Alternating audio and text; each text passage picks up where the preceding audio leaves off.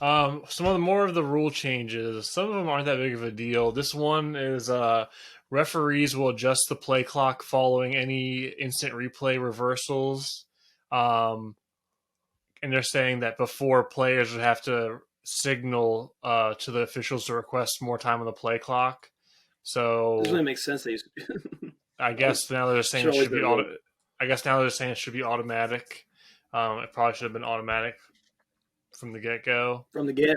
Mm-hmm. Next rule change: replay officials can automatically review a close play on a failed fourth Are you down looking at attempt. CBS? Yeah. That's what I was looking at. This way that if you get stuffed on a fourth down, if it's really close, you don't have to waste a challenge, and it'll speed up the game because it'll basically. I guess it's going to be fourth and shorts are going to be, I guess, considered just like on the goal line where everything's reviewed immediately. Well, I don't like the way it's worded because it says officials can automatically, which means is it at their discretion, or do they have to review close every call. board? I think it's just close calls. Like it was obviously It's going to short. be like it was last year for the other the close plays. They get together really quick and they go do a quick replay, and before the play clock's even done, the next play's even called, they were like, run it back. They could do that for anything last year, I thought. It was like the quick replay rule. I guess this is a little different. This is a little bit more official. Well, they don't really review it. They'll have a discussion. They'll have a live discussion and make a call. Last year they did the quick review where they would have a quick discussion, but they were talking to somebody to do a review. I thought. I don't think so. I think they'd have to trigger that. Where now it's like it's gonna be like standard practice. Okay. Next one is to change the definition of a launch. Now a launch, which is a 15-yard penalty, personal foul. It's if you basically leave the ground. It doesn't matter if it's a 1 foot or a 2 foot jump. If you leave the ground towards a defenseless player, it's a 15-yard penalty. AKA, while they're in the air, don't touch them. Or, like we said, catch them. Yeah, basically, just gently bring them down or light them up once they land on their feet. Good luck, defenses. Yeah, well, the league's gotten better about it, but yeah, it is tougher on the defenders. It's like if you have a tall, like if Calvin Johnson were playing right now, what would you do? Like, just tell your quarterback, throw the ball up high, and I want to out jump anybody. If they recklessly hit me, it's going to be a penalty anyway. The defenders are going to start being like Jack Black and Cable Guy when Jim Carrey's running at him. He's like, ah!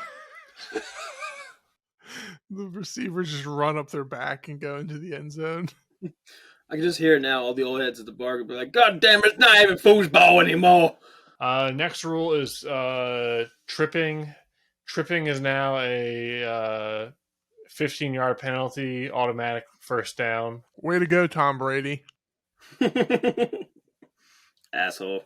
The next one, let me read this one real quick. This to make handling the football forward a penalty like an illegal forward pass.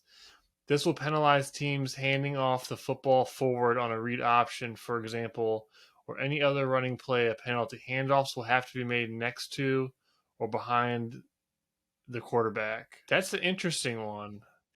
Now, yeah. How are you supposed to run out of the shotgun? The handoff will have to be side to side, hip to hip. You can't. Okay, what's the difference between a jet sweep and the quarterback tosses the ball in front of him? You can't do jet sweeps anymore. It's a toss. It's not a handoff. Yeah, I don't. But understand, what's the difference? Yeah, I don't understand the wording because no, it says this will penalize teams handing off the football forward on a read option, for example, or any other running play penalty. Oh, I see. Handoffs will have to be made next to or behind the quarterback. So if you're running a read option, like the quarterback can go read it, and he could hand it off as the running back's going in front of him. That's the only way to do a read option. So if they're saying that's from the side, we need clarification on that rule. Yeah, it doesn't make sense to me because why would a forward handoff behind the line of scrimmage be illegal? Because if you want to call it a pass, call it a pass.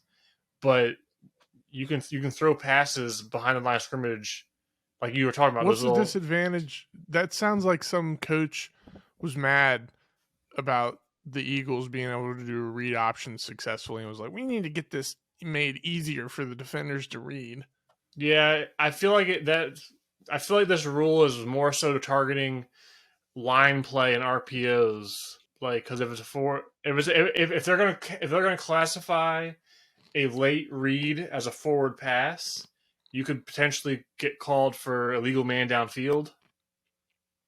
But that's not what this specific rule is explaining. That's messing around with football too much, in my opinion. Yeah. A handoff is a handoff. A pass is a pass. If the ball goes backwards, it's a handoff.